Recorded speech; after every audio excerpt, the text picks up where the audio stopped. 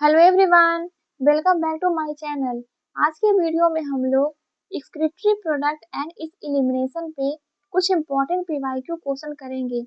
ये सभी क्वेश्चन बहुत इंपॉर्टेंट है, आपको ध्यान से करना है। इससे आपको बहुत सारा कॉन्सेप्ट क्लियर होगा। तो चलिए फर्स्ट क्वेश्चन देखते हैं। Question number 1, arrange the event of rennin angiotensin mechanism in correct sequence. हमें रेनिन एंजियोटेंसिन मैकेनिज्म को करेक्ट इवेंट को करेक्ट सीक्वेंस में मैच करना है, अरेंज करना है। तो सबसे पहले आपको पता होना चाहिए रेनिन एंजियोटेंसिन मैकेनिज्म में कौन कौन से स्टेप फॉलो होते हैं। तो सबसे पहले स्टेप क्या होगा? सबसे पहले होगा GFR। GFR फॉल होगा तो क्या होगा? जेजी सेल एक्टिवेट होंगे और वो रेनिन का सिक्रीशन करेंगे। रेनिन, अब ये रेनिन क्या करवाएगा? रेनिन एंजियोटेंसिनोजेन को एंजियोटेंसिन फर्स्ट में कन्वर्ट करवाएगा और फिर एंजियोटेंसिन फर्स्ट एंजियोटेंसिन सेकंड में कन्वर्ट होगा। और ये जो एंजियोटेंसिन सेकंड है ये वैसोकॉन्स्ट्रिक्टर होता है, वैसोकॉन्स्ट्रिक्टर होता है और क्या कराएगा? वैसोकॉन्स्ट्रिक्टर होता है और ये ब्लड प्रेशर को इंक्रीज करवाएगा। तो ये पूरा मैकेनिज्म फॉलो होता है। तो सबसे पहले इवेंट में हम लोग देखते हैं GFR फॉल होगा। तो GFR fall in glomerular blood pressure, ये हमारा 1 नंबर है। उसके बाद क्या होगा? उसके बाद हो जाएगा activation of JG cell and release renin, ये हमारा सेकेंड नंबर होगा। अब इसके बाद क्या होगा? सेकेंड नंबर हो गया और इसके बाद हो जाएगा angiotensinogen is converted to angiotensin first and then angiotensin second, ये हो जाएगा 3 नंबर।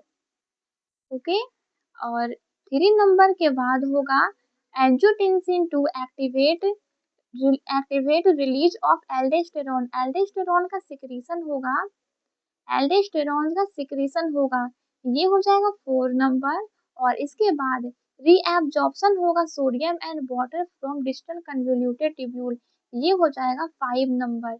तो ये इसका करेक्ट इवेंट है। तो सबसे पहला हो जाएगा सी नंबर, सी के बाद सेकंड में है ए और थर्ड नंबर में है ई और 4 है बी नंबर और ये हो जाएगा डी नंबर। तो क्वेश्चन नंबर 1 का ऑप्शन ही करेक्ट आंसर है।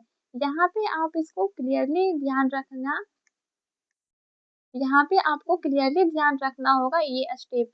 यहाँ पे एल एंजियोटेंसिन 2, एंजियोटेंसिन 2 क्या काम करता है? ये 2 काम करेगा। यहाँ पे एंजियोटेंसिन 2 है, ये 2 काम करता है। पहला पहला ये क्या काम करेगा? एल्डोस्टेरोन का सिक्रीशन करवाएगा, एल्डोस्टेरोन का एल्डोस्टेरोन को सिक्रीशन करवाएगा जो कि क्या करेगा? सोडियम एंड वाटर के एब्जॉर्प्शन को प्रमोट करेगा। और दूसरा दूसरा है ये वैसो कॉन्स्ट्रिक्टर होता है, वैसो कॉन्स्ट्रिक्टर होता है और ये क्या काम करता है? ब्लड वेसल को कॉन्स्ट्रिक्ट करवा देगा जिसके वजह से ब्लड प्रेशर इंक्रीज हो जाएगा। तो ये इतना आपको पूरा मैकेनिज्म पता होना चाहिए। तो अब हम लोग नेक्स्ट क्वेश्चन पे मूव करते हैं। क्वेश्चन नंबर 2, क्वेश्चन नंबर 2 में दिया गया है which of the following would help in prevention of diuresis. कौन जो है वो डाययूरेसिस से प्रिवेंट कराता है? डाययूरेसिस का मतलब है लॉस ऑफ बॉडी फ्लूइड। तो लॉस ऑफ बॉडी फ्लूइड को कौन रोकता है, हमें ये पता करना है। Option A decrease in secretion of renin by JG cell, नहीं, इसका डिक्रीज नहीं होना चाहिए, इसका इंक्रीज होना चाहिए, ये स्टेटमेंट रॉन्ग हो गया।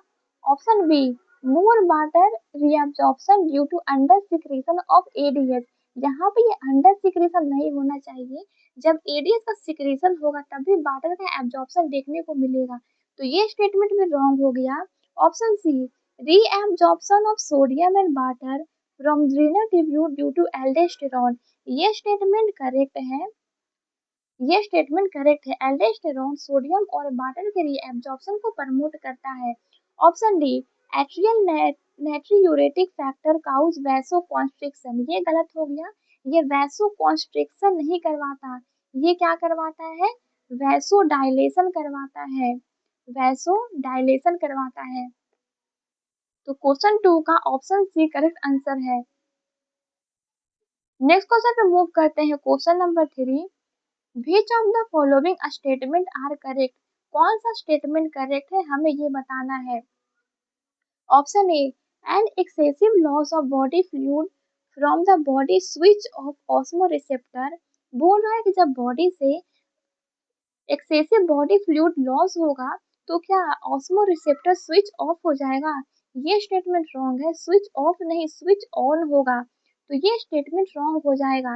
ADH facilitate water reabsorption to prevent diuresis, ये स्टेटमेंट करेक्ट है। एएनएफ काउज वैसोडाइलेशन, ये स्टेटमेंट भी करेक्ट हो गया। ADH increase in blood pressure, ADH blood pressure को इंक्रीज करवाएगा, ये स्टेटमेंट भी करेक्ट हो गया। ADH is responsible for decrease in GFR, ये डिक्रीज नहीं ये इंक्रीज करवाता है, यहाँ पे डिक्रीज नहीं यहाँ पे इंक्रीज करवाएगा, तो ये स्टेटमेंट रॉन्ग हो गया। तो बी सी और डी स्टेटमेंट हमारा करेक्ट है, सी हमारा option number A correct answer है। नेक्स्ट क्वेश्चन पे मूव करते हैं। Question number 4, assertion and reason दिया गया है। assertion में nephron are two type, cortical and juxtamedullary, based on their relative position in cortex and medulla, ये स्टेटमेंट सही है। नेफ्रॉन दो तरह के होते हैं, एक कॉर्टिकल नेफ्रॉन और एक जक्स्टामेडुलरी नेफ्रॉन। ये हम लोग किसके बेसिस पर देखते हैं, उसका पोजीशन कॉर्टेक्स एंड मेडुला में, ये स्टेटमेंट करेक्ट है। रीजन में दिया गया है juxtaglomeralular nephron have short loop of Henle whereas cortical nephron have longer loop of Henle, यहाँ पे ये गलत हो गया। juxtaglomeralular nephron में ये शॉर्ट नहीं होता है, ये लॉन्ग लूप ऑफ हेनले हो जाएगा, जबकि कॉर्टिकल नेफ्रॉन में लूप ऑफ हेनले शॉर्ट होगा, तो ये स्टेटमेंट रॉन्ग हो गया। तो क्वेश्चन 4 का स्टेटमेंट ए करेक्ट है और स्टेटमेंट रीजन करेक्ट है और असर्शन करेक्ट है और रीजन इनकरेक्ट है। असर्शन असर्शन करेक्ट है और रीजन इनकरेक्ट है। 4 का option number B correct answer है। नेक्स्ट क्वेश्चन पे मूव करते हैं। क्वेश्चन नंबर 5, क्वेश्चन नंबर 5 में हमें करेक्ट स्टेटमेंट चूज करना है। Option A, angiotensin 2 activate the cortex of adrenal gland to release aldosterone, ये स्टेटमेंट करेक्ट है। Aldosterone leads to increase in blood pressure, ये स्टेटमेंट भी करेक्ट है। ANF act as a check on renin angiotensin mechanism, ये statement भी correct है। ADH cause vasodilation, ये vasodilation नहीं ये वैसो कॉन्स्ट्रिक्शन करवाएगा, वैसो कॉन्स्ट्रिक्शन, वैसोकॉन्स्ट्रिक्शन, ये स्टेटमेंट रॉन्ग हो गया। Vasopressin is release from adeno नहीं, ये क्या होगा, ये होगा न्यूरोहाइपोफाइसिस, ये स्टेटमेंट भी रॉन्ग हो गया। तो 5 का ए बी और सी स्टेटमेंट करेक्ट है। 5 का option number A correct answer है। नेक्स्ट क्वेश्चन पे मूव करते हैं। Question number 6, choose the correct statement given below regarding juxtamedullary nephron, juxtamedullary nephron के बारे में कौन सा स्टेटमेंट करेक्ट है हमें ये बताना है। Option A, juxtamedullary nephron are located in the column of Bertini, क्या ये कॉलम ऑफ वर्टिनी में लोकेटेड होता है, ये स्टेटमेंट रॉन्ग हो गया। Option B, renal corpuscle of juxtamedullary nephron lies in outer portion of renal medulla, नहीं ये भी रॉन्ग हो गया। Option C, loop of Henle of juxtamedullary nephron run deep into medulla, ये स्टेटमेंट करेक्ट है क्योंकि जक्स्टामेडुलरी नेफ्रॉन का डेफिनेशन ही यही है कि इसमें loop of Henle deep medulla में होगा। ऑप्शन डी पढ़ते हैं, juxtamedullary nephron outnumber the cortical nephron, ये भी स्टेटमेंट रॉन्ग हो गया। तो 6 का स्टेटमेंट सी करेक्ट है, option number C correct answer है। नेक्स्ट क्वेश्चन पे मूव करते हैं। Question number 7, assertion and reason दिया गया है। assertion, ascending limb of loop of Henle is impermeable to water and allow transport of electrolyte actively or passively, तो statement सही है।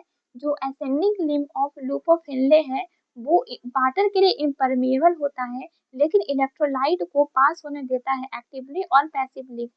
अब रीजन बता रहा है dilution of filtrate take place due to efflux of electrolyte in the medullary fluid.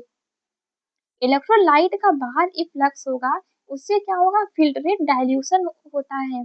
तो ये भी स्टेटमेंट सही है और रीजन असर्शन को एक्सप्लेन भी कर पा रहा है, इसीलिए हमारा 7 का आंसर हो जाएगा both assertion and reason are true and reason is correct explanation of assertion। 7 का option number C correct answer है। नेक्स्ट क्वेश्चन पे मूव करते हैं, क्वेश्चन नंबर 8। क्वेश्चन नंबर 8 में दो स्टेटमेंट दिया गया है और हमें बताना कौन सा स्टेटमेंट करेक्ट है। Statement 1, concentrated urine is formed due to counter current mechanism in the nephron। ये स्टेटमेंट सही है। concentrated urine इसलिए बन पाता है due to counter current mechanism, counter current mechanism in nephron, statement सही है। Statement 2, counter current mechanism help to maintain osmotic gradient in the medullary interstitium। ये स्टेटमेंट भी करेक्ट है। जो काउंटर करंट मैकेनिज्म है वो ऑस्मोटिक ग्रेडियंट को maintain करता है। ओके, तो दोनों ये स्टेटमेंट करेक्ट है, तो 8 का हो जाएगा both statement 1 and 2 are correct. Next question पे मूव करते हैं, क्वेश्चन नंबर 9। क्वेश्चन नंबर 9 में दो स्टेटमेंट दिया गया है और हमें बताना है कौन सा स्टेटमेंट करेक्ट है। Statement 1, in the nephron the descending limb of loop of Henle is impermeable to water and permeable to electrolyte। तो ये स्टेटमेंट सही है। जो descending limb of loop of Henle है वो परमिएबल नहीं, ये रॉन्ग हो गया। ये इम्परमिएबल नहीं, ये परमिएबल होता है वाटर के लिए और इम्परमिएबल होता है इलेक्ट्रोलाइट के लिए। इम्परमिएबल होता है इलेक्ट्रोलाइट के लिए, तो ये स्टेटमेंट रॉन्ग हो गया। Statement 2, the proximal convoluted tubule is lined by simple columnar नहीं होगा, ये क्या होगा, cuboidal brush border epithelium and increase the surface area for reabsorption. तो ये स्टेटमेंट भी रॉन्ग हो गया। तो 9 का both statement 1 and 2 are wrong, both statement 1 and 2 are false, तो 9 का बी नंबर करेक्ट है। क्वेश्चन नंबर 10 पे मूव करते हैं, मैच द कॉलम है, लिस्ट ए को लिस्ट बी से मैच करना है। टीनिया, टीनिया क्या है, फ्लैटवर्म है, इसके पास फ्लेम सेल प्रेजेंट होंगे, एक्सक्रीटरी स्ट्रक्चर।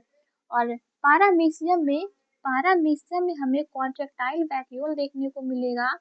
पेरीप्लेनेटा, पेरीप्लेनेटा यानी कॉकरोच, कॉकरोच में यूरिकोज ग्लैंड एक्सक्रीटरी स्ट्रक्चर है। फेरिटीमा एनिलिडा है, उसमें नेफ्रिडिया देखने को मिलेगा। 1 3 2 4 1 3 2 4 1, 10 का ऑप्शन नंबर भी करेक्ट है। तो ये कुछ क्वेश्चन हम लोगों ने एक्सक्रीटरी प्रोडक्ट एंड एलिमिनेशन से किए। काफी इंपॉर्टेंट क्वेश्चन है, आपको ध्यान से करना है, सभी ऑप्शन को ध्यान से पढ़ना है।